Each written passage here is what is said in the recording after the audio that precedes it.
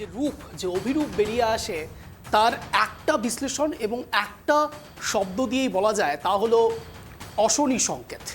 কার জন্য? তৃণমূলের জন্য। এবার অনেকে বলতে পারেন তৃণমূলের অশনি সংকেত নিয়ে আমাদের ভাবার কিছু নেই। ঠিক, অবশ্যই ভাবার কিছু নেই, কিন্তু প্রশ্ন যখন সমীকরণের, তখন সেই সমীকরণ নিয়ে ব্যাখ্যা তো একটু করতেই হবে। আমরা আলোচনা করব আজ দৌলতাবাদ নিয়ে, অর্থাৎ মুর্শিদাবাদে যে সমবায় ব্যাংকের ভোট, সেই সমবায় ব্যাংকের ভোটে একটি অদ্ভুত ট্রেন্ড লক্ষ্য করা গেছে। দেখুন, একদিকে যখন 2024-এর লোকসভা নির্বাচনে শুধুমাত্র একটি জায়গাতেই বলা যেতে পারে কংগ্রেসের তারা বৈতরণী পার করতে পেরেছে লোকসভা নির্বাচনে, সেটা দক্ষিণ মালদা, সরাসরি আপনারা সবাই জানেন। কিন্তু প্রশ্ন সরাসরি মুর্শিদাবাদ কেন্দ্র নিয়ে। আমি কেন মালদা এবং মুর্শিদাবাদকে একসঙ্গে রিলেট করছি তা পরবর্তীকালে অবশ্যই জানতে পারবেন, কিন্তু তার সঙ্গে সঙ্গে মুর্শিদাবাদ যখন মূল প্রসঙ্গ, তখন ঠিক সেই মুর্শিদাবাদে সমবায় ব্যাংকের ভোটে তৃণমূলের হার নিয়ে ইতিমধ্যেই রাজনৈতিক জল্পনা শুরু হয়েছে। দেখুন, যদি হারটা বিজেপির কাছে হতো, অর্থাৎ যারা এখন স্ট্রংলি নিজেদেরকে শক্তিশালী হিসেবে এবং শক্তিশালী বিরোধী হিসেবে নিজেদেরকে সবার সামনে রাখছেন, সেই বিজেপির কাছে যদি হার হতো, তাহলে বোঝা যেত যে হ্যাঁ, শাসক এবং বিরোধীর মধ্যে লড়াইটা চলছে। হ্যাঁ, এটাও প্যারালালি সত্যি, সমান্তরালভাবে সত্যি। বিরোধী শিবির তো বাম এবং কংগ্রেসও রয়েছে। বাম কংগ্রেস কিন্তু অবসুলেট হয়ে যায়নি। অনেকগুলো নির্বাচনের ক্ষেত্রে ছোটো মোটো অনেক নির্বাচন রয়েছে, যে নির্বাচনগুলির ক্ষেত্রে কিন্তু এখন বাম এবং কংগ্রেস আবারও ঊর্ধ্বগতির দিকে যাচ্ছে।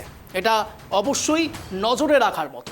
সমবায় ব্যাংকের ভোটে, সমবায় ভোটে যখন এই বিশেষ করে বাম এবং কংগ্রেসের এক সাফল্য, এই 39-4 এই সমীকরণে যখন বাম কংগ্রেস জিতছে, তৃণমূল হারছে, তখন প্রশ্ন উঠতে শুরু করছে ওই আবার যেটা দিয়ে শুরু করেছিলাম, অশনি সংকেত। সমবায় দিয়ে অশনি সংকেতের শুরু। মাথায় রাখতে হবে 26-এর বিধানসভা নির্বাচন অতীব আসন্ন, আর ঠিক সেই বিধানসভা নির্বাচনের আগে সমবায় শুধুমাত্র একটি অ্যাসিড টেস্ট। বলা যেতে পারে সরলীকরণ না করতে চাইলেও একটি বিষয় বলাই যায়। আপনারা সবাই জানেন ভরতপুরের তৃণমূল বিধায়ক হুমায়ুন কবির, তিনিও কিন্তু এই বিষয়ে আলোকপাত করেছিলেন যে ওয়াকফ সংশোধনী আইন নিয়ে মুর্শিদাবাদে যে জনরোষ তৈরি হচ্ছে তা তৃণমূলের বৈপরীত্যে যাচ্ছে। খুব স্বাভাবিকভাবেই তৃণমূল কংগ্রেসের এই নেতা হুমায়ুন কবিরের এই ভবিষ্যৎবাণী, যা বলা হয়েছিল যে 26-এ বিধানসভা নির্বাচনের ওপর প্রভাব পড়তে পারে, সেই ভবিষ্যৎবাণী কোনো এক জায়গায় সমবায়তেই সত্যি হয়ে যাচ্ছে। তাহলে 26 কি করবে? বিধানসভা নির্বাচনের আগে তৃণমূল কংগ্রেস অন্তত সমবায় থেকে শিক্ষা নেবে কি, জানার চেষ্টা করব। নমস্কার, আমি অঞ্জন, আপনারা দেখছেন ট্রাইব টিভি বাংলা। এখন ঠিক ঘড়ি কাটা সন্ধ্যে 6:57 মানেই আপনারা জানেন ট্রাইব টিভি বাংলায় শব্দের কাটাকাটি, যেখানে শব্দের তীরে জব্দ হয় এসব। প্রথমে এটি প্রতিবেদন আপনাদের সামনে রাখছি, তারপর বিস্তারিত আলোচনা। দেখুন, মুর্শিদাবাদের দৌলতাবাদে সমবায় সমিতির নির্বাচনে তৃণমূল কংগ্রেসকে হারিয়ে জয় ছিনিয়ে আনল জোট প্রার্থীরা। মহারাজপুর কৃষি উন্নয়ন সমবায় সমিতির নির্বাচনে 43টি আসনের মধ্যে 39টি আসনে জয়ী হয়েছেন সিপিএম এবং কংগ্রেসের প্রার্থীরা। রবিবার এই নির্বাচনকে ঘিরে ব্যাপক উত্তপ্ত হয়ে উঠেছিল দৌলতাবাদ। কলকাতা হাইকোর্টের নির্দেশে রবিবার মহারাজপুর কৃষি উন্নয়ন সমবায় সমিতির নির্বাচন শুরু হয়। রবিবার সকাল থেকেই ভোট লুট করতে তৃণমূল আশ্রিত দুষ্কৃতীরা রাস্তায় নেমেছিল বলে অভিযোগ সিপিএম ও কংগ্রেসের। বহরমপুর পঞ্চায়েত সমিতির সভাপতি আইজুদ্দিন মণ্ডলের নেতৃত্বে সন্ত্রাস শুরু হয় বলে অভিযোগ। ভোটারদের ভোট দিতে আসতে বাধা দেওয়া থেকে শুরু করে রাস্তা অবরোধ, লাঠিসোঁটা নিয়ে ভয় পর্যন্ত দেখানো হয় বলে অভিযোগ তোলেন জোট প্রার্থীরা। পুলিশের সামনেই তৃণমূল আশ্রিত বহিরাগত গুন্ডা বাহিনী লাঠিসোঁটা নিয়ে হামলা চালায় বলে অভিযোগ। ভাঙচুর চালানো হয় সিপিএম এবং কংগ্রেসের ক্যাম্পগুলিতে। এমনকি ভোটাররা যাতে ভোট গ্রহণ কেন্দ্রে আসতে না পারেন তার জন্য বিভিন্ন জায়গায় পথ অবরুদ্ধ করে রাখা হয় বলেও অভিযোগ উঠেছে। পরিস্থিতি সামলাতে লাঠিচার্জ করতে হয় পুলিশকে, এলাকায় নামানো হয় র্যাব। দৌলতাবাদের মহারাজপুর কৃষি উন্নয়ন সমবায় সমিতিতে 43টি আসনের মধ্যে সিপিএম 21টি আসনে এবং কংগ্রেস 22টি আসনে প্রার্থী দিয়েছিল। 1056 জন ভোটারের ভোট গ্রহণের পর ফল প্রকাশ হতেই দেখা যায় 43টি আসনের মধ্যে সিপিএম কংগ্রেস জোট জয়ী হয়েছে 39টি আসনে, আর মাত্র 4টি আসন পেয়েছে তৃণমূল কংগ্রেস। ফল প্রকাশ হতেই উচ্ছ্বাসে ফেটে পড়ে সিপিএম এবং কংগ্রেস সদস্যরা। নির্বাচনে জয়ী হওয়ার পর সাধারণ মানুষকে অভিনন্দন জানিয়েছেন জোট প্রার্থীরা। এদিকে নির্বাচনে অশান্তি করার অভিযোগে ইতিমধ্যেই আটক করা হয়েছে 10 জনকে। দৌলতাবাদের মহারাজপুর কৃষি উন্নয়ন সমবায় সমিতির নির্বাচনে বাম কংগ্রেস জোটের এই বড় জয় শাসক দল তৃণমূল কংগ্রেসের জন্য বড় ধাক্কা বলেই মনে করছেন রাজনৈতিক বিশেষজ্ঞরা। Bureau report, tribe TV Bangla.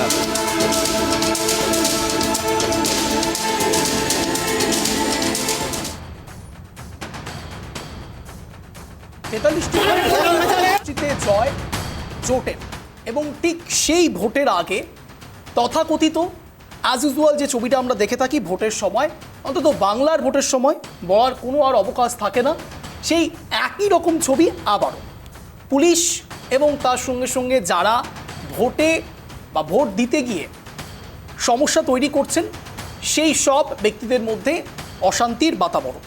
খুব স্বাভাবিকভাবে যে ছবিটা আপনারা ইতিমধ্যে দেখতে পাচ্ছেন এটা ঠিক গতকালের ছবি, যখন সরাসরি সেই সব ব্যক্তিদের ঠান্ডা করতে পুলিশকে ঘটনাস্থলে আসতে হলো এবং গ্রাউন্ড জিরোতে থেকে সেই শান্ত অবস্থা তৈরি করতে হলো। ছবিটা আপনারা দেখছেন, রীতিমতো পুলিশের সঙ্গে খণ্ডযুদ্ধ, লাঠি কেড়ে নেওয়া হচ্ছে, সাংঘাতিক ছবি। লাঠি কেড়ে নেওয়ার চেষ্টা করছেন একজন, এই ছবিও আপনাদের সামনে রাখছি। এই ছবি কোনো পঞ্চায়েত ভোট কিংবা বিধানসভা ভোট কিংবা লোকসভা ভোট নয়, সমবায় সমিতির ভোট। মার্জনা করবেন কোনো মতে সমবায় ব্যাংক যদি বলে থাকি, সমবায় সমিতির ভোট এটা। খুব স্বাভাবিকভাবে ভাঙচুর করা হয়, পুলিশ গিয়ে লাঠিচার্জ করে পরিস্থিতি নিয়ন্ত্রণে আনের আক্রমণের অভিযোগ ওঠে, এবং বহরমপুর পঞ্চায়েত সমিতির সভাপতি আইজউদ্দিন মণ্ডল এবং তার অনুগামীদের বিরুদ্ধে এই অভিযোগ অস্বীকার করেছেন তিনি। কিন্তু প্রশ্ন হচ্ছে, অভিযোগ অস্বীকার তো পরের বিষয়, ঘটনাস্থলে যে ঘটনা ঘটল এই ঘটনার জেরে ইতিমধ্যে 10 জনকে আটক করেছে পুলিশ। ঐতিহাসিক হার হয়েছে তৃণমূলের, এটা বলার আর কোনো অবকাশ নেই। 39-4 মার্জিনটা অত্যন্ত প্রাসঙ্গিক, গুরুত্বপূর্ণ, তাৎপর্যপূর্ণ। তার কারণ 26-এর বিধানসভা নির্বাচনের আগে এই মার্জিন যদি তৃণমূল কংগ্রেসের হয় তাহলে ভাবার সময় এসছে কোন কোন জায়গায় ত্রুটি বিচ্যুতি ঘটছে তৃণমূল কংগ্রেসের। দেখুন, এগুলো ভাবার বিষয় আমাদের নয়, তৃণমূল কংগ্রেস নিশ্চয়ই ভাবছে। কিন্তু প্রশ্ন যখন শান্তি শৃঙ্খলা মেনে ভোটের, তখন ঠিক সে জায়গায় শান্তি শৃঙ্খলা সত্যিই কি বজিয়ে থাকছে? পঞ্চায়েত ভোট থেকে শুরু করে আমরা তো এটাও দেখেছি কখনো কখনো ইভিএম মেশিন নিয়ে পালাতে ম্যারাথনের মতো রোস্ট হচ্ছে, সরাসরি ম্যারাথন রেসের মতো সবাই পালিয়ে যাচ্ছে, কেউ কেউ আবার সরাসরি ব্যালট বাক্সের সেই পেজগুলো খেয়ে ফেলছেন। এরকম নানান নজির তৈরি হয় বাংলার বুকে। এরা বাংলার ভোট, এবং সেই ভোটে পুলিশি প্রহরা রয়েছে, এবং তার সঙ্গে সঙ্গে এত নিরাপত্তা বলয় শুধুমাত্র একটি সমবায় সমিতির ভোটে। তারপরেও তৃণমূল কংগ্রেস নাকি বাধা দান করার চেষ্টা করেছেন ভোটারদের। এত কিছু হবার পরেও তৃণমূল কংগ্রেসের এক বেনজির হার, ঐতিহাসিক হার। যে ছবিটা আপনারা ইতিমধ্যে দেখতে পাচ্ছেন মুর্শিদাবাদের ছবি, 25 তারিখের ছবি, অর্থাৎ ঠিক গতকালের ছবি আপনাদের সামনে রাখছি। এই ছবিটা অত্যন্ত গুরুত্বপূর্ণ। এটা একটি ট্রায়াল রান, বলতে পারেন যে ট্রেইলার শুরু হয়েছে। এইভাবে যদি হারের গতি অব্যাহত থাকে তাহলে 26-এ বিধানসভা নির্বাচনে তৃণমূল কংগ্রেসের সিট বেল্ট পরার মতো সময় চলে আসবে। তার কারণ ইতিমধ্যেই যে ছবিগুলো উঠে আসছে, এ ছবি ভয়ঙ্কর ছবি, এ ছবি তৃণমূলের জন্য অশনি সংকেত।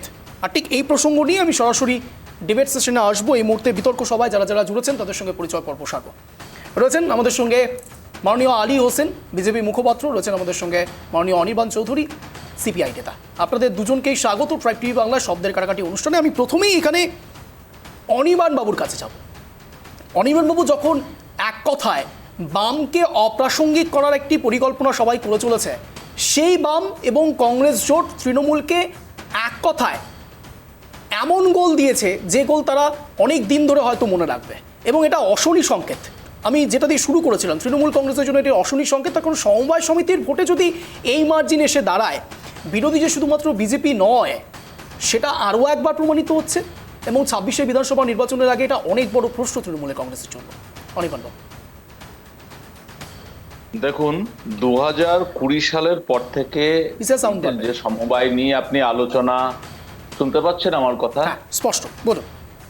2020 সালের পর থেকে এই যে সমবায়ের ভোট নিয়ে আলোচনা করছেন, এই সমবায়ে কোনো নির্বাচন হয়নি। ফলে সমবায় বাঁচাও মঞ্চের ওখানে একটা সমবায় বাঁচাও মঞ্চ করা হয়েছিল, তার পক্ষ থেকে আদালতে যাওয়া হয়েছিল। যদিও তার আগে 2024-এর ডিসেম্বরে নির্বাচনের দিন ঠিক হয়েছিল, কিন্তু দলদাস প্রশাসন সেইটা বারবার পিছিয়ে দিচ্ছিল। ফলে আদালতে শরণাপন্ন হতে হয়, এবং আদালতের নির্দেশেই রবিবার এখানে ভোট হয়। ভোটার সংখ্যা ছিল 1056 জন। তো স্বাভাবিকভাবেই একটা প্রশাসনকে সঙ্গে নিয়ে যে নির্বাচনটাকে ওরা পিছিয়ে দিতে চাইছিল, কেন পিছিয়ে দিতে চাইছিল সেটা ফলেই পরিষ্কার হয়ে গেছে। আদালতের নির্দেশে এই যে ভোট, এই ভোটটাই ওদের হাত থেকে বেরিয়ে যাবে এটা ওরা বুঝতে পেরেছিল। ফলে যেটা হয় যে গ্রামে গ্রামে মানুষকে ভয় দেখানো, এটা ভোটের আগে থেকেই চলছিল। ওদের যে বহরপুর পঞ্চায়েত সমিতির সভাপতি আইজুদ্দিন মন্ডল, তার নেতৃত্বে এটা হচ্ছিল। এবং ভোটের দিনও সকাল থেকে বিভিন্ন জায়গা থেকে, গ্রাম থেকে যে টুকটুক করে যে ভোটাররা আসছিল সেগুলো আটকানো, ভয় দেখানো, বাম এবং কংগ্রেসের যে টেন্ট সেগুলো ভাঙচুর করা, সমস্ত ধরনের যত রকম টেরর তৈরি করা যায় সব ধরনের টেরর তৈরি করেছে। এমনকি দেখা গেছে যে পুলিশ ওদেরকে প্রোটেকশন দিতে ব্যস্ত, এবং তৃণমূলী গুন্ডাদের সামনে পুলিশের কি হাল হয় সেটা তো আগে বহুবার দেখা গেছে। সেই পুলিশকে লাঠি কেড়ে ওরা পুলিশকে পিটিয়েছে। আপনাদের ছবিতে দেখা থাকবে পুলিশের উপর তার আক্রমণ করেছে। তারপরেও সংঘবদ্ধ মানুষের জয় হয়েছে এবং মানুষ একসঙ্গে এককাট্টা হয়ে এই সন্ত্রাসের বিরুদ্ধে লড়াই করেছে। ফলে সমস্ত রকম প্রচেষ্টা করেও তৃণমূলের শেষ রক্ষা হয়নি। 39-4 আমরা মুর্শিদাবাদ থেকে এই যে এটা একটা সমবায় নির্বাচনের ফলাফল হলেও এই বার্তা গোটা রাজ্যের কাছে পৌঁছে দিতে চাই। মুর্শিদাবাদ মানুষ আবার একজোট হচ্ছে। মানুষ যদি একজোট হয়, গণতান্ত্রিক শক্তি যদি একজোট হয়, ভোট যদি ঠিকঠাক হয়, তাহলে তৃণমূলের পরাজয় সময়ের অপেক্ষা। প্রশাসনকে নিয়ে আর গুন্ডা বাহিনীকে নিয়ে, এই দুটো ওদের ওইপান, এই দুটোকে নিয়ে ওরা আপ্রাণ ক্ষমতায় টিকে থাকতে চাইছে। এই দুটোই ওদের প্রধান হাতিয়ার। এই প্রশাসনকেও জানান দেওয়া যে তোমরা সতর্ক হয়ে যাও, কারণ পুলিশ তাদের হাত থেকে রেহাই পাচ্ছে না। আর মানুষ যদি সংঘবদ্ধ হয়, এই সমস্ত যে গুন্ডা, এদের হাল কি হয় আপনারা দেখেছেন। মানুষের প্রতিরোধে এরা পিছু হটেছে, পরাজিত হয়েছে। সুতরাং তৃণমূলের কাছে এই বার্তা দেওয়া গেছে 2026 সাবধান হন। গণতান্ত্রিক চেতনা সম্পন্ন মানুষ এক হলে তোমাদের বিদায় সময়ের অপেক্ষা। এই বার্তা মুর্শিদাবাদ সারা পশ্চিমবঙ্গকে পাঠিয়েছে। আমি মুর্শিদাবাদ জেলার একজন গণতান্ত্রিক চেতনা সম্পন্ন মানুষ এবং একজন রাজনৈতিক কর্মী হিসেবে খুশি যে মুর্শিদাবাদ এই বার্তা রাজ্যের মধ্যে দিতে পেরেছে এই সময়ে এত সন্ত্রাসের সঙ্গে মোকাবিলা করে। আশা করি গোটা রাজ্যে সাগরদিঘি উপনির্বাচনে, আমি নামটা আলাদা করে বলছি না, সাগরদিঘি উপনির্বাচনের ক্ষেত্রেও আমরা দেখেছিলাম এই একই রকম নজির তৈরি করতে, কিন্তু পরবর্তীকালে সেই ব্যক্তি তৃণমূল কংগ্রেসে যোগদান করেন। অর্থাৎ আপনারা নজির তৈরি করবার চেষ্টা তো করছেন, কিন্তু তারপরে আপনাদের নেতারাই আপনাদেরকে ব্যাকফুটে নিয়ে চলে যাচ্ছে। দেখুন, ওখানে বাইরন বিশ্বাস গেছে, আগে থেকে তো এগুলো যাওয়া যায় না, যাওয়া আসা এটা তো এখন কেউ যদি লোভে পড়ে যায়, কিন্তু সবাই তো তা নয়। তা যদি হতো তাহলে এই সন্ত্রাসের মুখোমুখি বাম এবং কংগ্রেসের জোট এবং সাধারণ মানুষকে নিয়ে এভাবে দাঁড়াতে পারতেন। সবাই তো তা নয়। এখনো পর্যন্ত তো মানুষ লড়াই করছে বুথে বুথে। এখনো পর্যন্ত মানুষ এই অপশক্তির বিরুদ্ধে, এই দুর্নীতিগ্রস্ত একটা প্রাতিষ্ঠানিক দুর্নীতির যারা জন্ম দিয়েছে তাদের বিরুদ্ধে তো মানুষ লড়াই করছে। সুতরাং দু একটা বাইরন বিশ্বাস চলে যেতে পারে, কিন্তু সাধারণ মানুষ এটা নয়। সাধারণ মানুষ তো ভোট দিয়েছে তৃণমূলের বিরুদ্ধে, বাইরন বিশ্বাসকে ভোট দিয়েছিল তৃণমূলের বিরুদ্ধে। সাধারণ মানুষ তার দিক চেঞ্জ করেনি, তারা তো লড়াইয়ে সংঘবদ্ধ আছে। এবং এই জয়টা সাধারণ মানুষের জয়, গণতান্ত্রিক চেতনা সম্পন্ন মানুষের জয়। এবং আগামী দিনে মুর্শিদাবাদের মানুষ এইভাবেই। অনির্বাণবাবু, আপনাকে একটা কথা শুধু মনে করে দেওয়ার চেষ্টা করবো, যদি আমরা পৃথিবীর বাতাবরণ দেখি, একটা সময় পৃথিবী একেবারে ফায়ারবল হিসেবে ছিল। পরবর্তীকালে এই ফায়ারবল ঠান্ডার দিকে গিয়েছে এবং এই পৃথিবীর একেবারে ভেতরের দিকে যদি আমরা যাই তাহলে ভলক্যানোও রয়েছে, কিন্তু ভেতরটা গরম ওপরটা ঠান্ডা। এটা কি সঠিক হবে? সাধারণ মানুষ চাইছে, ভেতরে ভেতরে চাইছে, আর ওপরের নেতারা পরিবর্তন হয়ে যাচ্ছে। অনির্বাণবাবু, আমি সেই দিকটাকে দিক নির্দেশ করতে চাইছি। দেখুন, 26-এর বিধানসভা নির্বাচনের আগে এটা যেমন একটা অশনি সংকেত, ঠিক একই রকমভাবে এটাও পার্সপেক্টিভলি আপনাদেরকে জানতে হবে যে এই বিষয়টা যদি কন্টিনিউ হয় তাহলে আবারও বিধানসভা নির্বাচনে হয়তো সাধারণ মানুষ কোনো বাম প্রার্থী কিংবা কোনো কংগ্রেস প্রার্থীকে ভোটটা দিলেন, তারা আবার ওই অপারেশনের মতো, যেটা লোটাস চালানো হয় বিজেপির পক্ষ থেকে, আবার অপারেশন তৃণমূল চলবে। বিষয়টা কি ঠিক যাচ্ছে? দেখুন, এটা তো গণতন্ত্রে খুব নতুন ঘটনা নয়, এটা অনেক আগে থেকে, এটা 60-এর দশকের প্রায় শেষের দিক থেকে তখনও দেখা গিয়েছে যে এই যে আয়ারাম গয়ারাম এগুলো থাকেই। সুতরাং এগুলো কিছু থাকতে পারে, কিন্তু সেইটা দিয়েই সার্বিক বিচার হবে না। মানুষের স্রোত যখন, প্রতিরোধের স্রোত যখন নেমে আসবে, এবং সব সব দল সব নেতা তারা তো এরকম নয়, সুতরাং দু একটা অবাঞ্ছিত কে কি করলো তার জন্য মানুষের লড়াই বৃথা হয়ে যাবে না। মানুষকে নিয়ে আমরা বামেরা এবং যে কোনো গণতান্ত্রিক শক্তিকে নিয়ে যে লড়াইয়ের পরিচয় এইখানে রাখা গেছে, আগামী দিনেও সেই লড়াই কিন্তু সারা পশ্চিমবঙ্গ জুড়ে ছড়িয়ে পড়বে। এইটুকু একজন বাম কর্মী হিসাবে আপনার চ্যানেল থেকে আমি এই বার্তা অন্তত দিতে পারি। আলিবাবুর কাছে যাবো। আলিবাবু, কম্পিটিটরের সংখ্যা কি বাড়ছে? প্রতিদ্বন্দ্বিতা দিনের পর দিন বাড়ছে। এতদিন নিজেদেরকে শুধুমাত্র বিরোধী শিবির আপনারা বলতেন, এবার কিন্তু বাম কংগ্রেসও আবার নতুন করে উজ্জীবিত হচ্ছে। সমবায় সমিতি আপনি বলতেই পারেন এটি ছোটো মোটো ভোট, কিন্তু সমবায় সমিতি কিন্তু একটা উদাহরণ তৈরি করছে। আমি বলছি এটা অশনি সংকেত, শুধু তৃণমূল কংগ্রেসের জন্য নয়, আপনাদের ডিভিডেন্ড পাওয়ার ক্ষেত্রেও একটু হলেও থিতু হবে বিষয়গুলো। না, ওইরকম কিছু হবে না। প্রথমত হচ্ছে এই নির্বাচনটা যেটা আপনারা দেখছেন যে 43টা আসনে ভোট হলো, 4টা আসনে কংগ্রেস তৃণমূল পেয়েছে আর বাকি 39টাতে বাম এবং কংগ্রেস পেয়েছে। আমরা অর্থাৎ ভারতীয় জনতা পার্টি এই তিনটা দলকেই আমার প্রধান বিপক্ষ বলে আমরা মনে করি। এই তিনটা দল যে দুই ভাগে দুটো 43টা আসন পেল, মানে কংগ্রেস, তৃণমূল এবং সিপিএম বা বামফ্রন্ট, এরা তিনটা দলই হচ্ছে আমাদের প্রধান শত্রু, এরা আমাদের প্রধান প্রতিপক্ষ। এরা লোকসভায় গিয়ে একসঙ্গে ইলেকশন করে, একসঙ্গে গিয়ে মোদির এগেনস্টে লড়াই করে। স্বাভাবিক কারণে এই দৌলতাবাদে বা মহারাজপুর সমবায় সমিতির ইলেকশনে এই তৃণমূল জিতলো না সিপিএম জিতলো না কংগ্রেস জিতলো, ওটা নিয়ে আমাদের কোনো মাথা ব্যথা নাই, একবারে মাথা ব্যথা নাই। আমাদের মাথা ব্যথা হচ্ছে 26-এর বিধানসভা নির্বাচন। বাংলার মানুষ এই তিন ভিলেন একদিকে থাকবে আর ভারতীয় জনতা পার্টি একদিকে থাকবে। সেই কারণে এই নির্বাচনে যেটা আমরা দেখতে পাচ্ছি, যেই মুহূর্তে এই তিনজনকে ভিলেন বলে ফেললেন, সেই মুহূর্তে আপনি নিজেদেরকে হিরো বলছেন, মানছি। কিন্তু সাধারণ মানুষ তো নিশ্চয়ই ভিলেন ভেবে এই 11 সাল থেকে 25 সাল অবধি তৃণমূল কংগ্রেসকে দেখেছে, এমনটা নয়। এখানে সাধারণ মানুষকে টানবেন না, সাধারণ মানুষকে টানবেন না। 21টা বিধানসভা মুর্শিদাবাদে এমএলএ আছে, ভারতীয় জনতা পার্টি মাত্র 2টো এমএলএ জিতেছে। খুব বেশি হলে মানে আমরা বহু চেষ্টা করলে আমরা খুব বেশি হলে 6টা বিধানসভায় আমরা এত জিততে পারবো, তারপরে কিন্তু আমরা জিততে পারবো না, কারণ সেখানে মাইনরিটি ভোটার সব থেকে বেশি। সেই কারণে ওখানে আমাদের লড়াই খুব কম। আসল লড়াইটা যে জায়গায়, সেটা হচ্ছে বাকি জায়গাগুলোতে ভারতীয় জনতা পার্টি সেই লড়াইয়ের কথা বলছে। এই যে দেখছেন না যে তৃণমূল কংগ্রেস 4টা আসন পেয়েছে সমবায়ে, আপনি একটু ওয়েট করুন। এই বিধানসভা নির্বাচনে কংগ্রেস, তৃণমূল এবং সিপিএম এক হয়ে বিজেপির বিরুদ্ধে লড়াই করবে এবং আসন বন্টন করবে। ওই আমি অনির্বাণ বাবুকে বলতে চাই, একটু ওয়েট করুন। এই আগামী কয়েকদিনের মধ্যেই হয়তো দেখতে পাবেন যে আপনার নেতা আর তৃণমূল কংগ্রেসের নেত্রী সবাই একাকার হয়ে বিজেপির বিরুদ্ধে লড়বে। সেই দিন আসতেছে। সেই জন্য বলছি, এইগুলো যেগুলো দেখছেন এগুলো হচ্ছে গা ঘামানো হচ্ছে। তৃণমূল কংগ্রেসের বলুন কর্মী বলুন, কংগ্রেসের কর্মী বলুন, সিপিএম এর কর্মী বলুন, এরা মূলত রিহার্সেল করছে। এটা রিহার্সেল আগামী বিধানসভা নির্বাচনে বিজেপি এগেইনস্টে এরা করবে। সেই কারণে আমরা এটা নিয়ে চিন্তা নাই, আমরা এই ইলেকশন নিয়ে মাথাও ঘামাচ্ছি না। আমরা যেটা ঘামাচ্ছি 26-এর বিধানসভা নির্বাচন, ভারতীয় জনতা পার্টির নির্বাচন।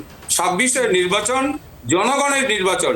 এই নির্বাচনে ভারতীয় জনতা পার্টি ক্ষমতায় আসবে। মমতা, তৃণমূল এবং কংগ্রেস সম্পূর্ণরূপে। আমি তো এই সমীকরণটা ঠিক বুঝতে পারলাম না আলিবাবু। একাধারে আপনি বলছেন যে এই বিধানসভা নির্বাচনের সময় বাম, কংগ্রেস, তৃণমূল সব একত্রিত হয়ে যাবে এবং আপনাদের এগেনস্টে কথা বলবে, এবং ঠিক সমবায় সমিতির ক্ষেত্রে আমি যখনই জনসাধারণের কথা বলছি তখন আপনি বলছেন যে জনসাধারণের কথা বলবেন না।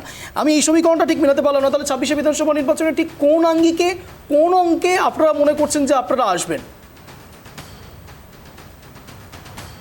ভারতীয় জনতা পার্টি, হ্যাঁ বলছি শুনুন, ভারতীয় জনতা পার্টি 2,33,00,000 ভোট পেয়েছে এই 24 বিধানসভা লোকসভা নির্বাচনে। 2,33,00,000।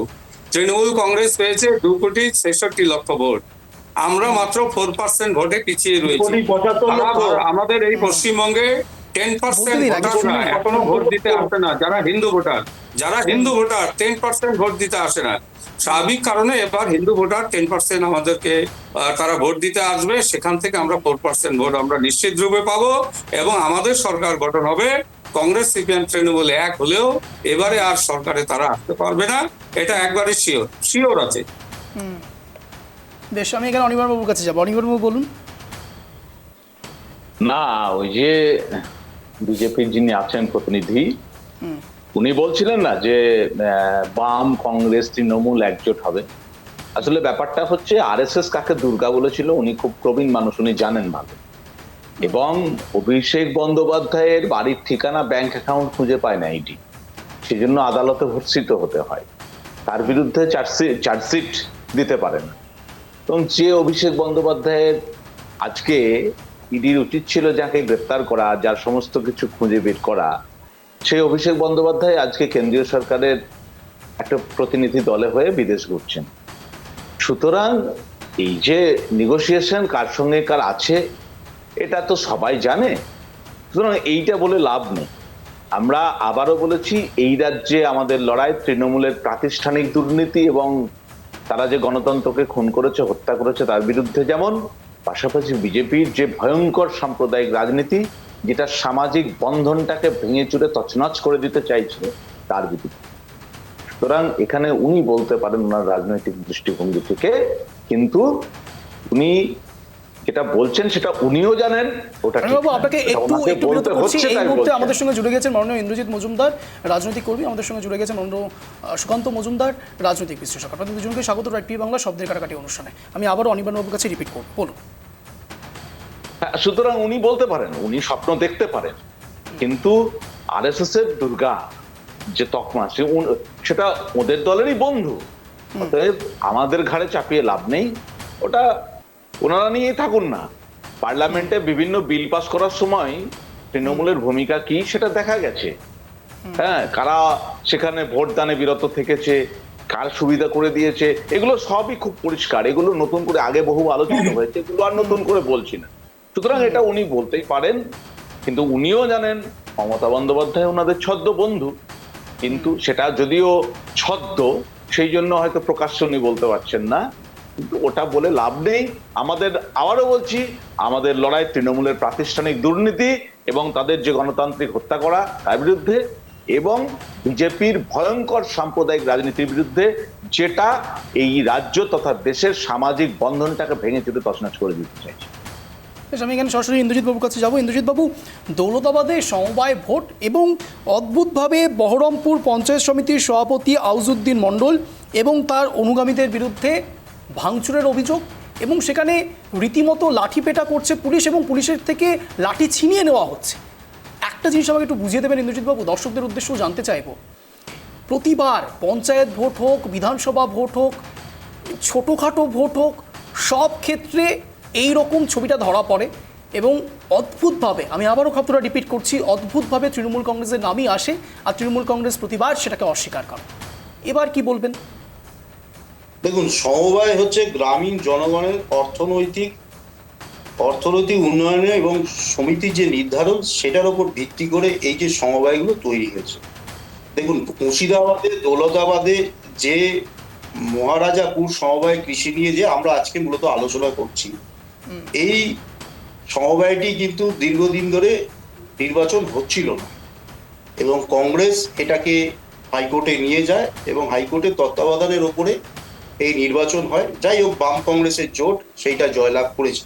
কিন্তু আমাদের তো সবচেয়ে বড় কথা, আমরা তো অফিসিয়াল কোনো প্যানেলই দিইনি এখানে, কারণ ওইখানকার যে পঞ্চায়েত সমিতির সভাপতি সে একটা নির্বাচন করেছে এবং দায় তাকে নিতে হবে। কারণ আমাদের মুর্শিদাবাদের সাংগঠনিক সভাপতি অপূর্ব কুমার মহাশয় তিনি তো স্পষ্ট জানিয়ে দিয়েছেন যে এই ধরনের নির্বাচন আমার কাছে কোনো খবর নেই এবং প্যানেল আমাদের তরফ থেকে দেওয়া হয়।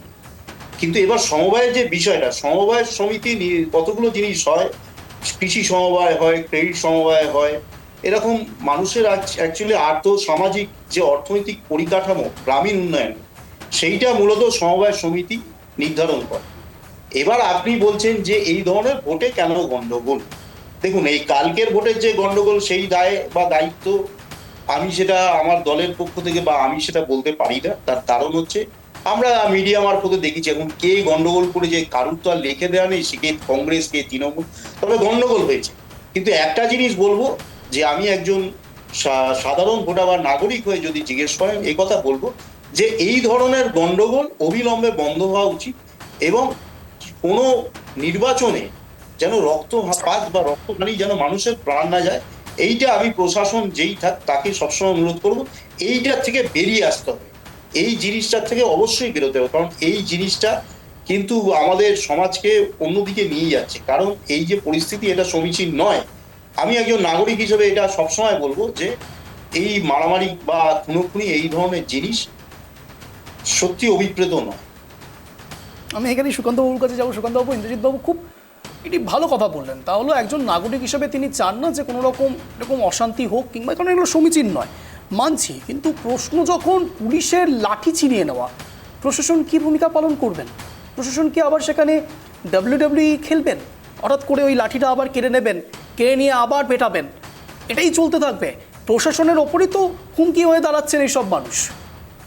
সুকান্তবাবু, অঞ্জন, মোটামুটি 10 জন গ্রেপ্তার হয়েছে, যতটুকু আটক করা হয়েছে। আর কৃষি সমবায় নির্বাচনে 39-4 বিশাল ব্যবধানে আজকে তৃণমূল কংগ্রেস হেরে গেছে। যে নির্বাচনই হোক, নির্বাচন তো নির্বাচনই। এবার এখানে কিন্তু অনেক রকম বাধায় সম্মুখীন হয়েছিল সিপিএম এবং কংগ্রেসও। সেখানে বিভিন্নভাবে সন্ত্রাস তৈরি, বিভিন্নভাবে লাঠিসোঁটা আটকে দেয়া, ভোটারদের ভয় দেখানো, সবকিছু হয়েছে। মানে এতটুকু এই নির্বাচনগুলোতেও যদি এই লাঠিসোঁটা, তারপর ভয় দেখানো,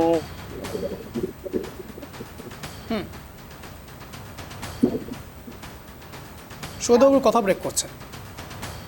সুকান্তবাবু বলুন।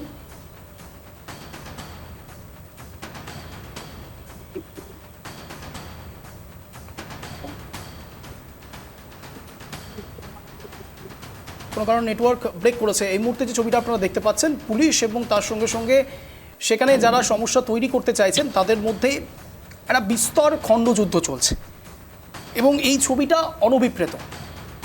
এই ছবি প্রথমবার নয়, শুধুমাত্র সমবায় সমিতির ভোট নিয়ে এমনটা হচ্ছে এমনটা কিন্তু নয়।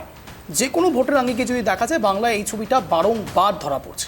স্বয়ং যখন আমরা ইন্দ্রজিৎবাবুর সঙ্গে কথা বলছি, ইন্দ্রজিৎবাবু বলছেন যেটা অনভিপ্রেত, সমীচীন নয়। কিন্তু অনভিপ্রেত, সমীচীন এই শব্দগুলো ব্যবহার করে সত্যি কি এই ছবিটাকে অস্বীকার করা যায়? এই ছবিটা বারংবার তো ধরা পড়ছে। প্রশাসনের ভূমিকা নিয়েও যদি প্রশ্ন ওঠে, প্রশাসন খোদ চেষ্টা করছেন এই সমস্যা থেকে বের করে নিয়ে আসার জন্য, কিন্তু তারাও কোনো এক জায়গায় হুমকির শিকার হচ্ছেন। তাদের লাঠি, তাদের অস্ত্র, যদিও বা পুলিশের অস্ত্র তো এটা ছাড়া আর কিছু হতে পারে না। অন্তত সাধারণ মানুষদের একটু যদি অশান্তির বাতাবরণ তৈরি করবার চেষ্টা করেন, তাদেরকে থামানোর জন্য এর চাইতে বেশি কিছু তারা করতে পারেন না। খুব বেশি হলে যা করতে হয় সেটাও অনেক সময় তারা করে থাকেন। কিন্তু প্রশ্ন যখন তাদের লাঠিটাই কেড়ে নেওয়া হচ্ছে, তাদের অস্ত্র কেড়ে নেওয়া হচ্ছে, এনারা কারা? যদি ইন্দ্রজিৎবাবু বলেন যে তৃণমূল দাগিয়ে দেওয়া যাচ্ছে না, কিংবা সিপিআইএমের পক্ষ থেকে বলা হতে পারে যে সিপিআইএমও বলতে পারে যে সিপিআইএম নয়, কংগ্রেস নয়, তাহলে এনারা কারা? এনারা কোথা থেকে এলেন? একটি সমবায় সমিতির নির্বাচনে এনারা কোথা থেকে এলেন অশান্তির বাতাবরণ তৈরি করবার জন্য? আমি সুকান্তবাবুর কাছে আবারও আসবো, কিন্তু তার আগে আমাদের সঙ্গে ইতিমধ্যে জুড়ে গিয়েছে মাননীয় রতনবালা, কংগ্রেস সমর্থক। রতনবাবু, আপনাকে স্বাগত ট্রাইব টিভি বাংলায় শব্দের কাটাকাটি অনুষ্ঠানে। আমি সুকান্তবাবুর কাছে ছিলাম। সুকান্তবাবু বলুন। তো তুমি যেটা বলছো, পুলিশ তো মানে বেসিক্যালি এখন একজন মানে শুধুমাত্র সরকারি দলের আজ্ঞাবহতে পরিণত হয়েছে। এবং তুমি গতকাল পরশুতে মালবাজারও যেটা হয়েছে ডাম্পার নিয়ে, তুমি জানো তৃণমূল কংগ্রেসের ডাম্পার রাজ চলছে। সেখানেও কি পরিমাণে উর্দিধারী পুলিশ বিভিন্ন যারা ডাম্পারদের মালিক, যাদের নিজেদের গাড়িগুলোর নাম্বার নেই, তাদেরকে পুলিশ থানায় বসিয়ে রাজার মতো তাদেরকে হালে রেখেছে। তাহলে তুমি এই পুলিশ প্রশাসনের কাছে কি চাইতে পারো, কি আশা করতে পারো? একটা সমবায়, কৃষি সমবায় সমিতির নির্বাচনে যদি উর্দিধারীরা নিজেদের নিরাপত্তা নিয়েই প্রশ্নাতীত, যে যেখানে গুন্ডা বাহিনীরা এসে আক্রমণ করছে, লাঠিসোঁটা কেড়ে নিচ্ছে, তাহলে তুমি 26-এ কি দেখবে? এটা তো ডেমো। শোনো, এটা স্লগ ওভারের ম্যাচ হচ্ছে, স্লগ ওভার এখনো হয়নি, সরি, এটা এমনি নেট প্র্যাকটিস হচ্ছে। মোটামুটি 26-এ তুমি যখন পুরোটা দেখবে না, ভয় পেয়ে যাবে। মানে এবার এখান থেকে বেরোনোর একটাই রাস্তা, ইন্দ্রজিৎ বাবু যেটা বললেন ঠিকই বললেন, যে এই উর্দিধারীদের ক্ষমতা তাদের ফিরিয়ে দেওয়া হোক এবং তারা অন্তত নিজেদের ভাবতে শিখুক আমরা স্বাধীন। কারণ তারা যাদের অধীনে রয়েছেন, যার অধীনে, কিন্তু আমার প্রশ্ন হচ্ছে তিনি কি পুলিশ বাহিনীকে মানে আপনি থেকে তুমিতে নিয়ে এসছেন? তুমি তাদের বিভিন্ন বৈঠক তো দেখোই, এই তুমি এটা করে দাও, তুমি এটা করে দাও। একজন প্রশাসনের কোনো কর্তা ব্যক্তি বা পুলিশকে তুমি করে যখন বলছেন, তাহলে তো বাড়ির লোক হয়ে গেছে, তাতে তুমি আর কি আশা করবে? যেটা হয়েছে 39-4, তারপরে তো তাদের মানে আজকে তুমি বুঝতে পারছো ফ্রি এবং ফেয়ার ইলেকশন হয়, তাহলে কি পরিস্থিতি দাঁড়াতে পারে তৃণমূল কংগ্রেসের? এটা তো বাস্তবতা, এটা তোমাকে স্বীকার করতেই হবে। কিন্তু আমার মতে এটা অত্যন্ত বিস্ফোরক কথা আপনি বলেছেন। এখানে তো অবশ্যই ইন্দ্রজিৎ বাবুর কাছে আমাকে একটু আসতেই হবে। ইন্দ্রজিৎ বাবু, যদি ফ্রি অ্যান্ড ফেয়ার ইলেকশন হয়, তার মানে প্রথম কথা ফ্রি অ্যান্ড ফেয়ার ইলেকশন হয় না। দ্বিতীয় কথা, যদি ফ্রি অ্যান্ড ফেয়ার ইলেকশন হয় তাহলে তৃণমূল কংগ্রেস ধরাশায়ী হবে, ঠিক যেমনটা 39-4 হয়েছে। দেখুন, এখন অঞ্জন এই ধরনের যে কথা, এরকম সমবায় নির্বাচন প্রচুর হয়েছে আমাদের পশ্চিমবঙ্গে, অনেক সমবায় আছে, সমবায়ের অনেকগুলো সেক্টর আছে।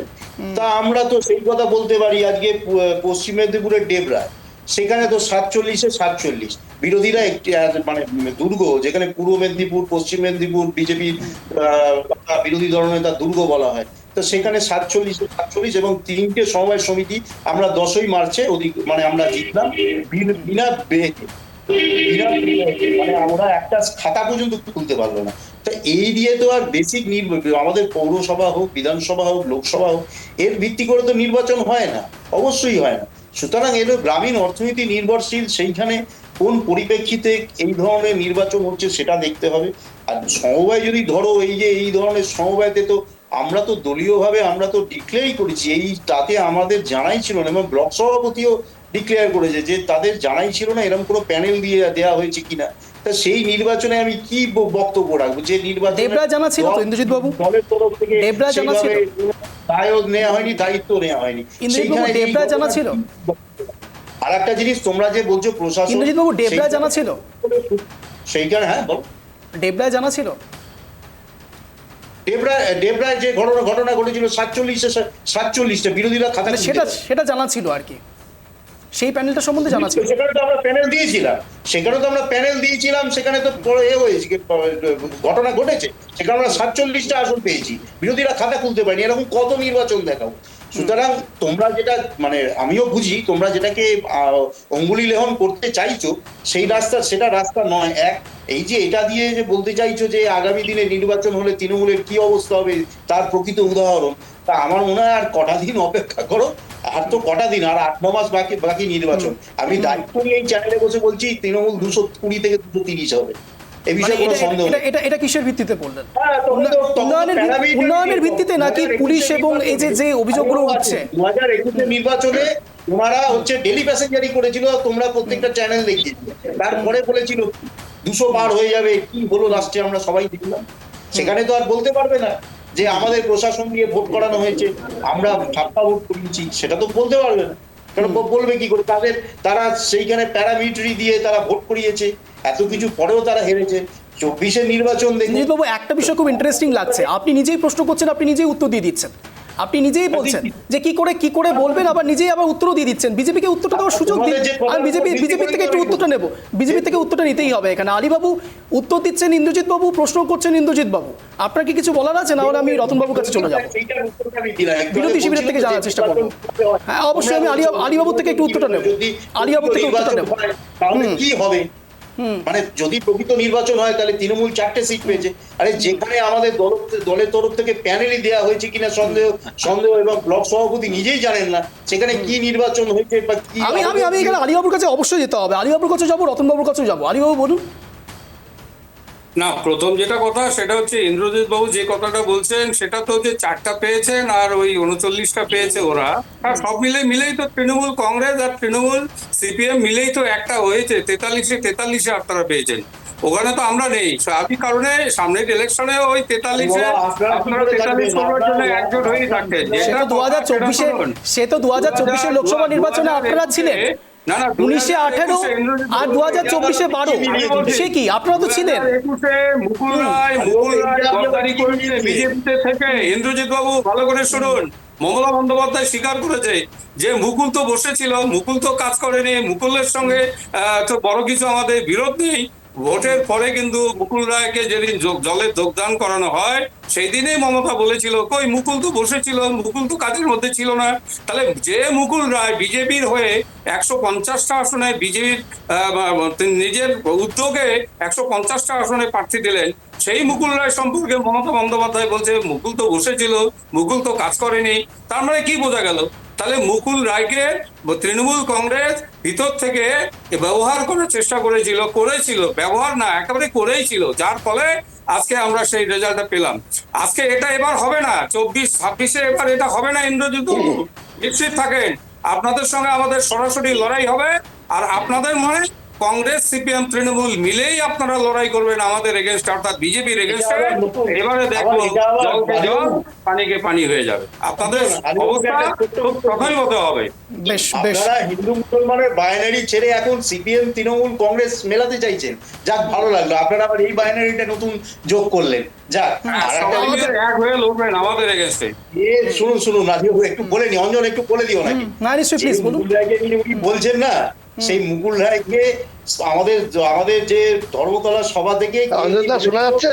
রতনবাবু আসুন। হেলি প্যাসেঞ্জারের যে নেতা বলেছিল ভাগ মুকুল ভাগ, আবার সেই মুকুল রায়কে আবার ওয়াশিং মেশিনে নিয়ে তারা একবারে বহাল তবিয়াতে রেখেছিলেন। হ্যাঁ, জামাই আদর করি, কদিন বাদে জামাই ষষ্ঠী আসছে, সেই পর্যবেক্ষণে বললাম জামাই সেটা যদি আপনারা বলেন তাহলে তো রাজীব বন্দ্যোপাধ্যায়ের কথাও বলতে হয়। রাজীব বন্দ্যোপাধ্যায়ের কথা বলবেন না? শুধুমাত্র তাদের কথাটা বলবেন, আপনাদের কথাটা বলুন।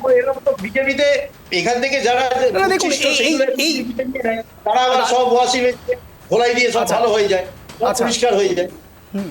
তাহলে আপনি কি বলতে চাইলেন রাজীব বন্দ্যোপাধ্যায় প্রথমে ওয়াশিং মেশিনে একটু পরিষ্কার হলো, তারপর আবার এসে আপনাদের এখানে আসতে চাইলো যা একটু নোংরা হবো, তারপর আবার ইয়েতে গিয়ে মানে ওয়াশিং মেশিনে গিয়ে ঠিক হয়ে যাবো? না, এবার কেউ যদি দোষ স্বীকার করে তার কৃতকার্যের প্রতি ক্ষমা চায়, আমাদের দলে এসে, সে তো আমাদের দলে এক সময় ছিল, এবার সে বিজেপি অনির্বাণ বাবু আসবো। যাই হোক, যাওয়ার পরে না গিয়ে তিনি এলেন দলে, তা সেই যদি ক্ষমা চেয়ে আমাদের দলে আসেন, তা আমরা ওইভাবে দেখি না, মানুষকে তাই নিলাম, সে তো আমাদের দলে একদিন ছিল। আর একটা জিনিস ওই জন্যই বললাম, আমার শুধু ইন্দ্রজিৎ বাবু আমার শুধু একটা জায়গাতেই খারাপ লাগে, জায়গাতেই খারাপ লাগে, তা হচ্ছে দেবাংশু ভট্টাচার্যের কথা ভেবে খুব খারাপ লাগে। তার কারণ তিনি এখনো শুয়েই রয়েছেন, এবং তার সঙ্গে সঙ্গে আরও একটা বিষয় ভেবে খুব খারাপ লাগে, যে যেমন আপনি বললেন যে কেউ যদি একবার ভুল স্বীকার করে নেয়, আমার খুব খুব অনিশ্চয়তা রয়েছে যদি কোনোদিন শুভেন্দু অধিকারী ওই একই রকমভাবে বলে আমার ভুল হয়ে গেছে, তাকে আবার ফিরিয়ে দেবেন না তো, তাহলেই কিন্তু সংকট। আমি ঠিক এখানেই রতনবাবুর কাছে যাব। রতনবাবু প্রথমে তো আপনাদেরকে কংগ্রাচুলেশনস। অনির্বাণবাবু আমি আসছি, এক মিনিট আমাকে একটু সময় দিন সুকান্তবাবু, আমি রতনবাবুর কাছে যেতে হবে। রতনবাবু একটা লাইন অ্যাড করি। হ্যাঁ বলুন প্লিজ বলুন। মানে আমি এটা ভেবেছি যে ইন্দ্রজিৎ বাবু মানে খুব জেনারেলাইজেশন করছেন, তার মানে খুব বেশি ভালো বিজেপি, অল্প খারাপ বিজেপি, আরো বেশি খারাপ বিজেপি, মানে এটা করে ভাগ করে তারপর ওয়াশিং মেশিনে দিচ্ছেন। সেটা তুমি বললে না, আমি বলে দিলাম। আচ্ছা বেশ, আমি এখানে রতনবাবুর কাছে যাবো। রতনবাবুর কাছে যাবো। রতনবাবু প্রথমে তো আপনাকে কংগ্রাচুলেশনস, কিন্তু কতক্ষণ অবধি কংগ্রাচুলেশনসটা ধরে রাখতে পারবো আমি জানি না, তার কারণ সেই উপনির্বাচনের কথা মনে পড়ে যায়, বাইরন বিশ্বাসের কথা মনে পড়ে যায়। বলি অঞ্জনদা, মুর্শিদাবাদের যদি ইতিহাস আপনি দেখেন, দেখছি এই মুর্শিদাবাদ জেলা কিন্তু কংগ্রেসের একটা শক্ত ঘাঁটি, এটা কিন্তু অস্বীকার করার কোনো জায়গা নাই। যখন সিপিএম পার্টি যখন মধ্য গগনে পশ্চিম বাংলায়, তখনও কিন্তু এই মুর্শিদাবাদ জেলাতে কিন্তু কংগ্রেসের কিন্তু অনেকগুলো এমএলএ, এবং যখন সমস্ত জেলা পরিষদ সিপিএম এর দখলে ছিল, তখন কিন্তু মুর্শিদাবাদ জেলায় আমাদের নেতা অধীর রঞ্জন চৌধুরীর নেতৃত্বে কিন্তু আমরা জেলা পরিষদ দখল করেছিলাম। তারপরেও কিন্তু আমরা 2013 সালে জেলা পরিষদ কিন্তু আমরা দখল করেছিলাম আমাদের মুর্শিদাবাদ জেলা। তো মুর্শিদাবাদ জেলা কংগ্রেসের শক্ত ঘাঁটি, এটা সবাই জানে। কিন্তু 18 নির্বাচনে আমরা দেখলাম যে এই পশ্চিম বাংলায় সিংহভাগ আসনে নমিনেশন করতে দেয়া হলো না। তারপরে চলে আসুন 2023-এর পঞ্চায়েত।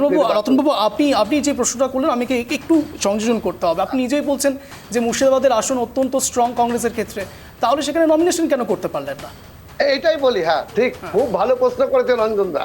এই প্রসঙ্গে একটা কথা বলি, পুলিশ করে মেহেরবান তো গাধা বলে পাহলওয়ান। মানে পুলিশ যদি মেহেরবান করে তাহলে গাধাও পালবান হয়ে যায়।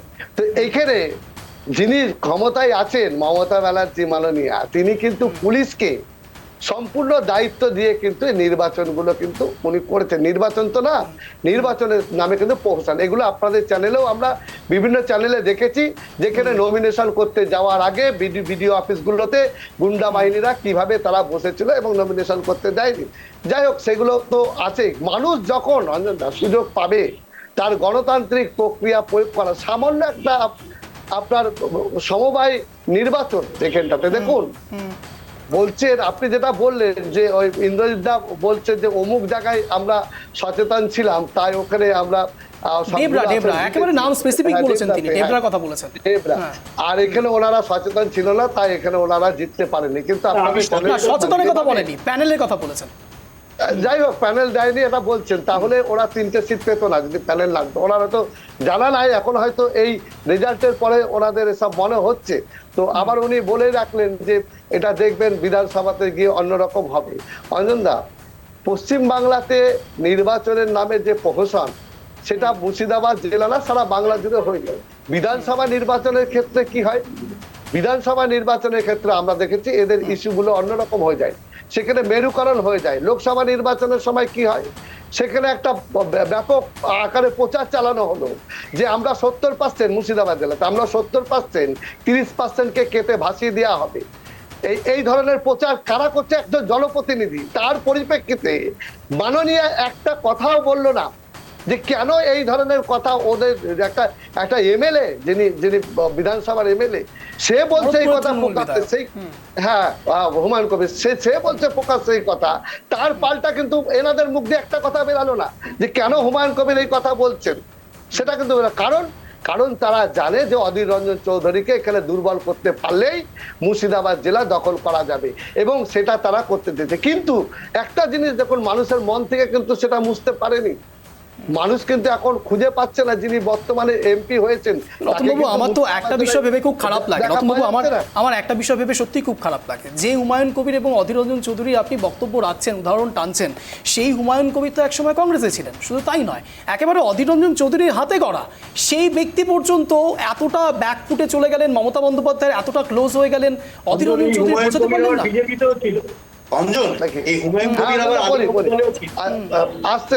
ইন্দ্রজিৎবাবু, আপনি কি ভরসা রাখতে পারছেন না? এক মিনিট, এক সেকেন্ড। ইন্দ্রজিৎবাবু, আপনি কি হুমায়ুন কবিরে ভরসা রাখতে পারছেন না? ইন্দ্রজিৎবাবু, আমি বলি হুমায়ুন কবির না, আপনি ভরসা রাখতে পারছেন না হুমায়ুন কবিরের উপরে? হুমায়ুন কবিরকে নিয়ে ইনি আবার আলীবাবু দলেও ছিলেন এক সময়। না, আপনি বলুন, হুমায়ুন কবির যেই কথাটা বলেছে, যে ভাসি দেওয়ার কথা বলেছে, সেই কথাটা নিয়ে আপনারা কেন বলছেন না যে এই কথাটা উনি অন্যায় বলেছে, এই কথা বলা উচিত হয়নি, তার জন্য তার উপরে শাস্তি দেওয়া উচিত তাকে। আমি এখানে অনির্বাণ বাবুর কাছে যাবো। অনির্বাণ বাবু, ইন্দ্রজিৎ বাবু যে কথাটি কাটলেন, বলার চেষ্টা করলেন যে এই হুমায়ুন কবির একসময় বিজেপিতেও ছিলেন। অনির্বাণ বাবু, ইন্দ্রজিৎ বাবুকে কোনো এক জায়গায় একটু হুমায়ুন কবিরের উপর অসন্তোষ প্রকাশ করছেন, আমি ঠিক বুঝতে পারলাম না। আমাকে বলছেন? হ্যাঁ অনির্বাণ বাবু, আপনাকেই বলছি। দেখুন, হুমায়ুন কবিরের সঙ্গে ওদের ওখানে যে ব্লক সভাপতি, হুমায়ুন কবির যে বিধানসভায় দাঁড়ায় সেইখানে যে ব্লক সভাপতি, তার সঙ্গেই দ্বন্দ্ব। হুমায়ুন কবিরের মধ্যে ওখানে বিধানসভায়, যে বিধানসভার উনি এমএলএ, ওই বিধানসভায় ওই তৃণমূলের ব্লক সভাপতির নেতৃত্বে মিছিল হয়েছে। হুমায়ুন কবির কিছুদিন আগে বলেছেন আমি ওখানে দাঁড়াবো না। হুমায়ুন কবির কখন কি বলেন, প্রথম কথা হচ্ছে হুমায়ুন কবিরের এই যে কথাটা কংগ্রেসের প্রতিনিধি আছেন রতনবাবু বলছিলেন, হুমায়ুন কবির ওই ধরনের একটা ভয়ঙ্কর সাম্প্রদায়িক কথা লোকসভা নির্বাচনের আগে যে বলেছিলেন, তার জন্য এই রাজ্যের স্বরাষ্ট্র দপ্তর কি করেছে, তার বিরুদ্ধে একটা এফআইআর করেছিল। মুখ্যমন্ত্রী কোনো ব্যবস্থা নিয়েছিলেন? কোনো ব্যবস্থা নেননি। শুভেন্দু অধিকারী বলছে মুসলিম বিধায়কদেরকে বিধানসভা থেকে ছুঁড়ে ফেলে দেবো। তো শুভেন্দু অধিকারী এবং হুমায়ুন কবির দুজনেই তো অপরাধী। তো দুজনের বিরুদ্ধে কোনো ব্যবস্থা নিয়েছিলেন উনি? কোনো ব্যবস্থা নেননি। আর একটু আগে ইন্দ্রজিৎ বাবু বলছিলেন রাজীব ব্যানার্জির কথা। রাজীব ব্যানার্জি যখন বিজেপিতে ছিলেন তখন মমতা ব্যানার্জি বারবার বনসহায়ক পদে যে নিয়োগ, সেই নিয়োগে রাজীব ব্যানার্জি দুর্নীতিগ্রস্ত, তার বিরুদ্ধে তদন্ত হবে, ফাইল আসবে, সমস্ত কিছু বলেছিলেন। যেই উনি তৃণমূলে জয়েন করলেন, সেই ফাইলগুলো গেল কোথায়? সেই ফাইলগুলো কোথায় গেল? রাজীব ব্যানার্জি যে দুর্নীতি করেছিলেন তার বিরুদ্ধে যে ফাইল আছে সেই ফাইলগুলো ওপেন করছেন না কেন? তার ব্যবস্থা নিচ্ছেন না কেন? মানে তৃণমূলে এসে আবার ধোয়া- না অনির্বাণ বাবু ইন্দ্রজিৎ বাবু স্পেসিফিক্যালি বলে দিয়েছেন অনির্বাণ বাবু ভুল স্বীকার করলে তাকে তো নিতে হবে।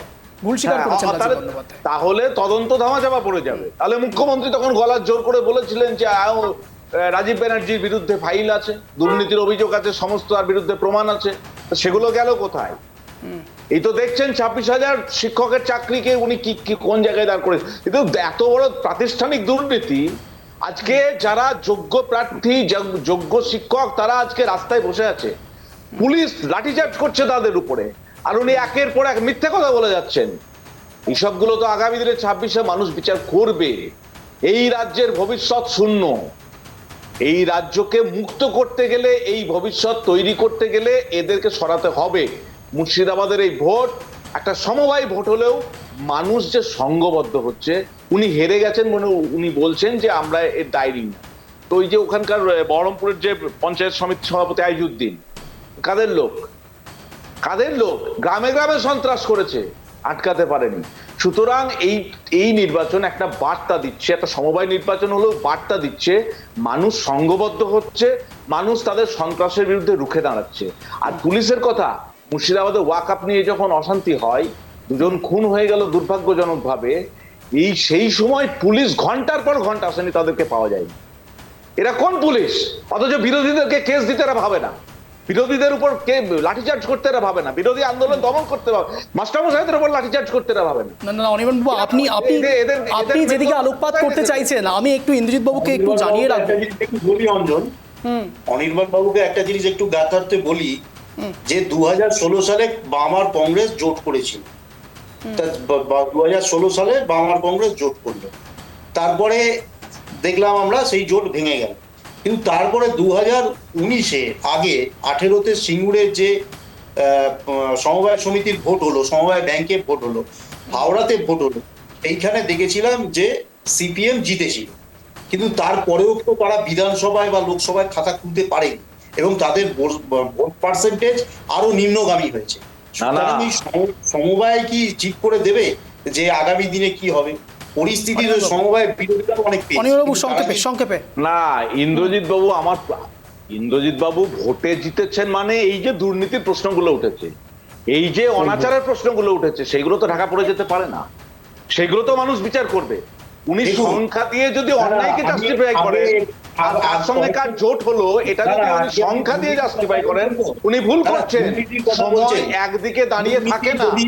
দুর্নীতি যদি করে থাকে, দুর্নীতি করেছেন তো, আপনারা তো স্বীকার করেছেন কোর্টে দাঁড়িয়ে, আপনারা তো আমরা কোনো স্বীকার করেছেন, কোর্টে দাঁড়িয়ে স্বীকার করেননি। সুপ্রিম কোর্ট চেয়েছিল লিস্ট দিতে পেরেছিলে, সেগ্রিগেটেড লিস্ট দিতে পারেননি কেন? জানি আপনি বলুন, পরিস্থিতিতে এটা সুপ্রিম কোর্টের তত্ত্বাবধান এবং সুপ্রিম কোর্টের রায় তাদের চাকরি গেছে। আমি আপনাকে স্পেসিফিক প্রশ্ন করছি ইন্দ্রজিৎ বাবু। দেখুন, আজ যদিও বা এটা আমার টপিক নয়, আজ যদিও বা এটা আমার টপিক নয়, ইন্দ্রজিৎ বাবু আপনি যে কথাটি বললেন যে সুপ্রিম কোর্টের অর্ডারে চাকরি গিয়েছে, আমি বলবো যদি রাজ্যে দুর্নীতি না হতো তাহলে বিষয়টি সুপ্রিম কোর্ট অব্দি যেতই না, তাই সুপ্রিম কোর্ট এই রায় দিয়েছে। না, আমি একেবারে অন্তিম লগ্ন দিকে যাচ্ছি। আমি প্রত্যেককে একটু অনুরোধ করবো, আমি শুধুমাত্র একটু ইনফরমেশন দেওয়ার চেষ্টা করবো ইন্দ্রজিৎ বাবুকে। ইন্দ্রজিৎ বাবু, ট্রাই টিভি বাংলা একটা এক্সক্লুসিভ খবর আমরা রেখেছি, আপনার কাছে আপনি জানিয়ে রাখবো, যদি কিছু করতে পারেন আপনারা নিশ্চয়ই করবেন, কেননা শব্দের কাটাকাটি অনুষ্ঠান শুধুমাত্র একটি অনুষ্ঠান নয়, বার্তা প্রেরণ করাবার চেষ্টা করি আমরা। শুধু সেই বার্তাটাই আপনাকে একটু দিতে চাইবো, তা হলো যে পুলিশের ভূমিকা নিয়ে এত কথা উঠছে, সেই পুলিশের ভূমিকায় মালদা থেকে যে খবর আসছে, একজন ব্যক্তি যিনি 4 চাকা চালাচ্ছেন তার এগেনস্টে হেলমেটের চার্জ পড়ছে। এটা অত্যন্ত ভয়ঙ্কর। পুলিশ প্রশাসন কি কাজ করছেন, ট্রাফিক পুলিশ কি কাজ করছেন আমরা জানি না। ইন্দ্রজিৎ বাবু, আপনার কাছে জানিয়ে রাখবো, কাইন্ডলি এই খবরটা একটু রাখবেন এবং এই বিষয়ে নিশ্চয়ই আপনারা কোনো না কোনো পদক্ষেপ করবেন, আমি আশা রাখি। একেবারে অন্তিম লগ্নে রয়েছে প্রত্যেককে। বলুন এটা কি দেখাচ্ছেন? হ্যাঁ, এই বিষয়টি হচ্ছে যে একজন 4 চাকা চালাচ্ছেন একজন ব্যক্তি, তার এগেনস্টে কেস পড়েছে যে তিনি হেলমেট পরেননি। সাংঘাতিক কেস। এই কেস যদি পুলিশ প্রশাসনের পক্ষ থেকে, এই ছবি আমরা ট্রাইব টিভি বাংলায় দেখিয়েছি, আমরা এই মুহূর্তে আর খবরটা বেশিক্ষণ অ্যারেস্ট করতে পারবো না, শুধুমাত্র আপনি একটু দেখে রাখবেন, ট্রাইব টিভি বাংলা ফলো করবেন। আমি এই খবরটা অলরেডি আমরা করেছি, কাইন্ডলি যদি এটার উপরে কিছু করতে পারেন নিশ্চয়ই আপনারা করবেন। একেবারে অন্তিম রাউন্ডে রয়েছে, আপনাদের প্রত্যেকে বা 1 মিনিট করে স্ট্যান্ড পয়েন্ট রাখার সুযোগ দেবো। আমি প্রথমেই সুযোগ দেবো রতনবাবুকে। রতনবাবু, আপনার 1 মিনিট সময় শুরু হচ্ছে এখন, আনইন্টারাপ্টেড, বলুন। দেখুন, মুর্শিদাবাদ জেলায় আমরা যারা কংগ্রেস করি, আমাদের নেতা অধীর রঞ্জন চৌধুরীর নেতৃত্বে আমরা এই জেলায় কংগ্রেসটা করি। এই জেলার মাটি আগাগোড়ায় কংগ্রেসের শক্ত ঘাঁটি। কারণ এখানে আপনি যদি নির্বাচন যদি সুষ্ঠু এবং গণতান্ত্রিক পদ্ধতিতে এবং নিরপেক্ষ হয়, তাহলে এই জেলায় কংগ্রেস কিন্তু আবার সেই তার পুরনো গৌরব ফিরে পাবে। কিন্তু আমরা দেখছি যেদিন থেকে এই মানে তৃণমূলের সরকার পশ্চিমবাংলায় ক্ষমতা দখল করেছে, তারপর থেকেই কিন্তু তারা দল ভাঙানোর খেলা খেলেছে। সবচেয়ে বেশি যদি কেউ আঘাত করে থাকে মাননীয় মুখ্যমন্ত্রী, তিনি এই মুর্শিদাবাদ জেলার কংগ্রেস দলটাকে ভাঙার চেষ্টা করেছেন। নানা রকম প্রলোভন দিয়ে, নানা রকম ভয় ভীতি দেখিয়ে তারা কিন্তু আমাদের নির্বাচনে অংশগ্রহণ করতে দেয়নি।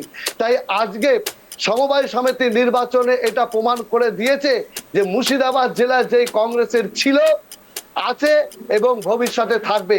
এবং এই জেলায় যতদিন আমাদের নেতা অধীর রঞ্জন চৌধুরী আছে, ততদিন এই জেলার মানুষ যারা কংগ্রেস ভাবাপন্ন মানুষ, তারা অধীর রঞ্জন চৌধুরীর সাথে ছিল, আছে এবং ভবিষ্যতেও থাকবে। কিন্তু অদ্ভুতভাবে শুভঙ্কর সরকার এখন প্রদেশ কংগ্রেস সভাপতি। আমি ঠিক এখানে আলিবাবুর কাছে যাবো। আলিবাবু, আপনার 1 মিনিট সময় শুরু হচ্ছে এখন, আনইন্টারাপ্টেড, বলুন। প্রথমত হচ্ছে দৌলতাবাদ, মুর্শিদাবাদের মহারাজপুরে যে সমবায় সমিতির নির্বাচনে কংগ্রেস এবং সিপিএম ওরা জিতেছে, অর্থাৎ 39টা আসন পেয়েছে এবং তৃণমূল কংগ্রেস মানে 4টি আসন পেয়েছে, সব মিলে 43টা আসনে 43 ওরা যাই পাক না কেন, ওই 39 হোক আর 4ই হোক, সব মিলেই কিন্তু ওরা হচ্ছে বিজেপি বিরোধী আমাদের কাছে। স্বাভাবিক কারণে আর আনন্দর উৎসব তৃণমূলও করতে পারে, কংগ্রেসও করতে পারে এবং সিপিএমও করতে পারে, কারণ তারা সব মিলে এক সহোদর ভাই আর কি।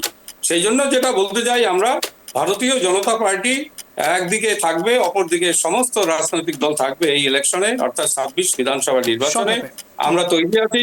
বাংলার মানুষকে আমরা অনুরোধ জানাতে চাই, সিপিএম কংগ্রেস তৃণমূলের এই অশুভ আতাত ধ্বংস হোক, ভারতীয় জনতা পার্টি আমরা বাংলায় প্রতিষ্ঠা করি এবং সুশাসন কাকে বলে আমরা সেটা দিতে চাই, এবং পুলিশের যে দলদাস হবে না সেটা একেবারে আমি আশা রাখবো মধ্যপ্রদেশ কিংবা গুজরাটের মতো যেন ঘটনাটা না ঘটে যদি আপনারা আসেন। ইন্দ্রজিৎ বাবুর কাছে যাবো। ইন্দ্রজিৎ বাবু, আপনার 1 মিনিট সময় শুরু হচ্ছে এখন, আনইন্টারাপ্টেড, বলুন। আচ্ছা, যে ওয়াকআপ প্রতিবাদের আন্দোলনের মধ্যে দিয়ে এই অশান্তি হয়েছিল, সেই অশান্তির মধ্যে দিয়ে বিজেপি যে মেরুকরণের রাজনীতির খেলায় নেমেছে, সেই পরিস্থিতিতে এই সমবায় নির্বাচন হয়েছে। যদিও এই সমবায় নির্বাচন আমরা এর মান্যতা দিইনি দলের তরফ থেকে, কিন্তু সেখানে লোকাল পঞ্চায়েত সমিতির সভাপতি এই নির্বাচনে অংশগ্রহণ করা হয়েছে। যদিও এই নির্বাচন অনেক টালবাহানার পরে এই ঘটনা ঘটেছে। কিন্তু এবার এই রতনবাবুকে একটা জিনিস একটু বলে দিই, সেটা হচ্ছে যে অধীর চৌধুরীর কথা বলছেন, তো এই অধীর চৌধুরীর নির্বাচনে কিন্তু আপনাদের কংগ্রেসের কেন্দ্র কংগ্রেসের একজনও মানুষ প্রচার করতে আসেনি, এবং এই অধীর চৌধুরী বিরোধী দলনেতা ছিল, তাকেও সরিয়ে দেওয়া হয়েছে। এখন একটা ওই কংগ্রেসের এক কোণে ফেলে রাখা হয়েছে ওয়ার্কিং কমিটিতে। যাই হোক, এই অধীর রঞ্জন চৌধুরীরও কিন্তু আজকে তিনি যে লড়াই লড়েছিলেন মুর্শিদাবাদের জন্য, এবং এটা তো স্বীকার করে নিতে অসুবিধা নেই একজন রাজনৈতিক কর্মী হিসেবে, যে আজকে মুর্শিদাবাদ কংগ্রেসের গড় ছিল, এ বিষয়ে কোনো সন্দেহ নেই। কিন্তু তারা কেন গড়টাকে ধরে রাখতে পারে? তারা অন্যকে হুমায়ুন কবির, ভরতপুরের তৃণমূল বিধায়ক, তিনি কি বলছেন একবার শোনাই। দেখুন, এসব সমবায় নির্বাচন লোকাল পর্যায়ে মানুষের, কৃষিজীবী মানুষদের বা সমবায়ের সঙ্গে যারা যুক্ত থাকে তাদের ব্যক্তিগত অনেক স্বার্থ দেখা হয়। তো সেই সব ব্যাপারে একটা পঞ্চায়েত সমিতির পদাধিকারী যদি ডাইরেক্ট তার কোনো প্রভাব খাটিয়ে থাকে, সেটা তার নিজস্ব ব্যাপার। আমার মতো ব্যক্তি, আমার বিধানসভা এলাকাতেও অনেক এইসব ব্যাপারে আছে, সমবায় আছে, সোসাইটি আছে।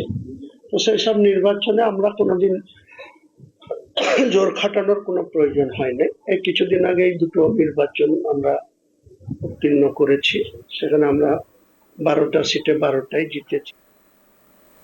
আমি এখানে অনির্বাণবাবুর কাছে যাবো। কনফিডেন্স ওভার কনফিডেন্স, আপনার 1 মিনিট সময় শুরু হচ্ছে এখন, আনইন্টারাপ্টেড।